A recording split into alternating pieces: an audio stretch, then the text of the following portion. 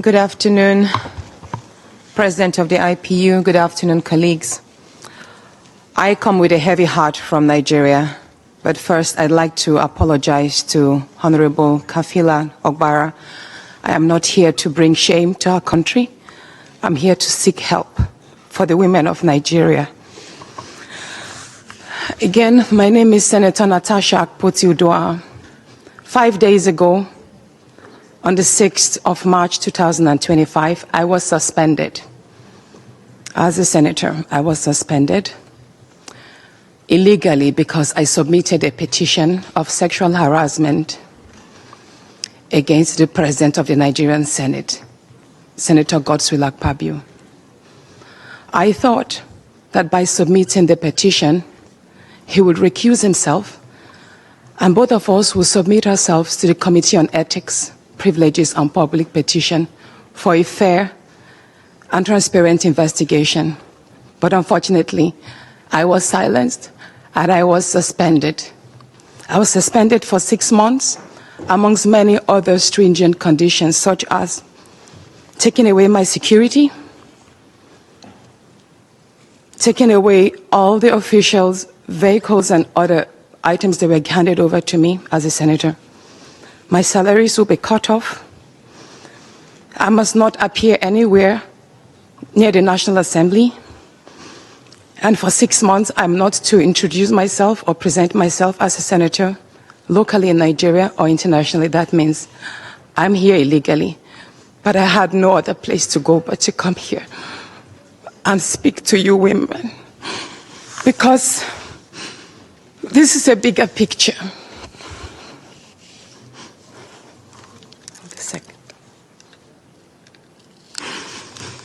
This is a bigger picture. It depicts the crisis of women political representation. My suspension is not just about me. It's about the systemic exclusion of women from political leadership in Nigeria. Women make up 3.6% of political offices, and in the Senate it's just 2.8. We have 109 men, and only 4 of us are women. So right now it's 108 with only 3 women. This is a clear case of political victimization, punishment for speaking out against impunity, corruption, and gender-based violence. The United Nations Declaration 48/104 declares sexual harassment as a form of gender violence. The Senate's actions are an assault on democracy. I was elected by my constituents to represent them. Yet a few powerful men have unilaterally decided to silence their voices by suspending me for 6 months. My call for an open and transparent investigation into harassment allegations have been met with hostility instead of accountability. If a female senator can be treated this way in the full view of the world, imagine what ordinary Nigerian women will go through every day in workplaces, in universities, and other aspects of our society. A culture of harassment and silencing must end. And this is not just a Nigerian issue. It is a global one. Women in politics, media, and businesses face threats, intimidation, and violence for simply demanding fairness. From sex for grades scandals in universities to harassment in workplaces and political spaces, Nigerian women have constantly been forced into silence. A culture of harassment and silencing must end. And this is not just a Nigerian issue. It is a global one. Women in politics, media, and businesses face threats, intimidation, and violence for simply demanding fairness. From sex for grades scandals in universities to harassment in workplaces and political spaces, Nigerian women have constantly been forced into silence.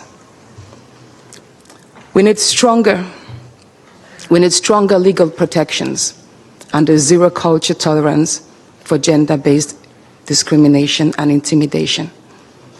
My call to the international community is such that the world must not stay silent as democracy and women's rights are rolled back in Nigeria. I call on human rights organizations, women movements, and democratic institutions to hold the Nigerian Senate accountable.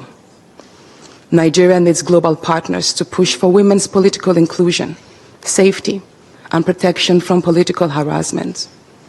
You may ask, what are my next steps? I will resist the political intimidation.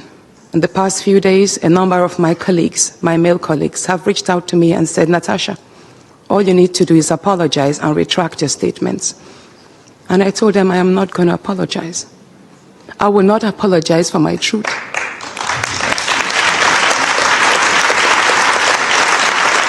Thank you. Thank you. And I told them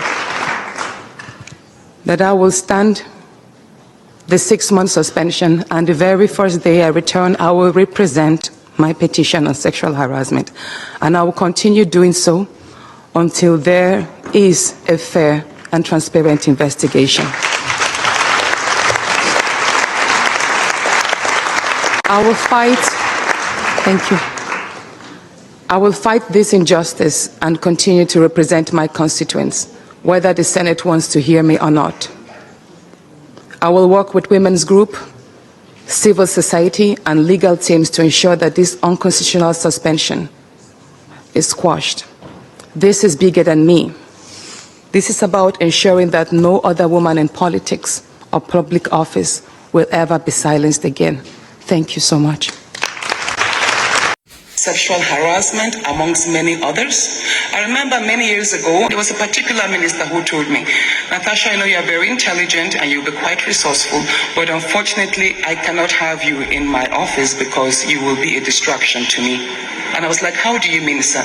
He said, I will not be able to close my eyes a day without thinking of having you for myself.